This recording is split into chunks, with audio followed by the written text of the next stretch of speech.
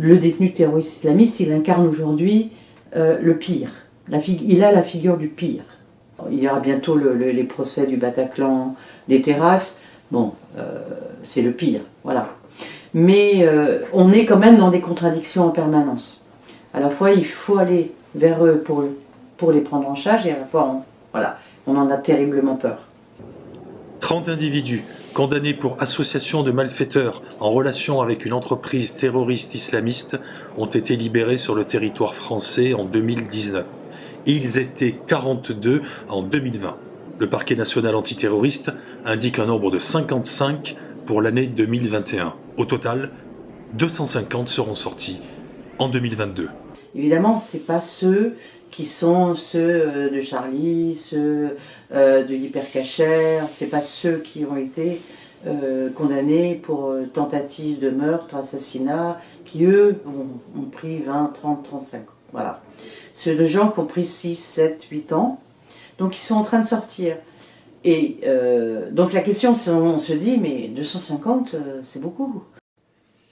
Faire l'interview d'un TIS dans les quartiers dédiés, dans les centrales, c'est des conditions quand même un peu stressantes, puisque vous avez une alarme portative que vous devez actionner en cas de problème, vous avez un gros bouton rouge sur lequel vous pouvez appuyer en cas de problème, vous avez des caméras, voilà, la porte est fermée à clé, certaines sont fermées à clé, donc vous avez un sentiment quand même d'oppression.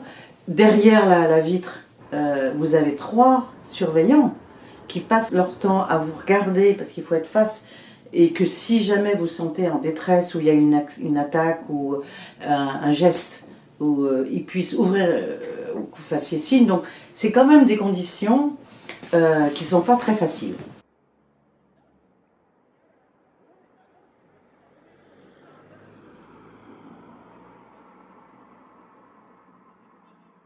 Jusqu'où on se trompe ou non dans l'évaluation. Est-ce qu'on n'est pas en train de passer à côté de quelqu'un qui fait le détenu modèle et qui en réalité est en train de fomenter quelque chose de terrible? Alors ils répondent que d'abord il y a le risque zéro n'existe pas, la question de la récidive, la question du passage à l'acte. Bon, il y a zéro, on ne peut pas dire c'est sûr à 100%, personne, jamais. En plus, même dans la vie normale, vous n'êtes jamais sûr des intentions de votre voisin, voire de votre conjoint. Donc c'est très difficile de sonder les cœurs et les âmes de façon scientifique. Le FIJET les oblige à signaler à la gendarmerie et à la police tous leurs déplacements, les déménagements, les changements de situation. Et puis évidemment, pour ceux qui sont supposés les plus dangereux ou suspects, ils sont suivis par la DGSI, par les renseignements. Donc en fait, ces 250 personnes ne seront pas ou ne sont pas lâchées dans la nature comme ça, et ils disparaîtraient plus jamais des radars de la police, de la justice et de l'administration.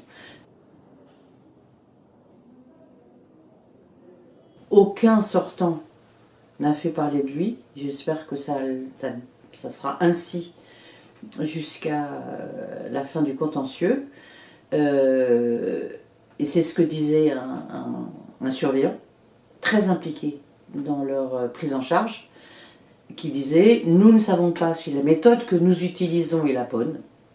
La seule façon de le savoir, c'est quand ils seront sortis. » Alors pour l'instant, ils ne vont pas se satisfaire de ça, mais au moins ils peuvent être un peu soulagés en se disant que la centaine de détenus qui sont sortis déjà sont restés silencieux.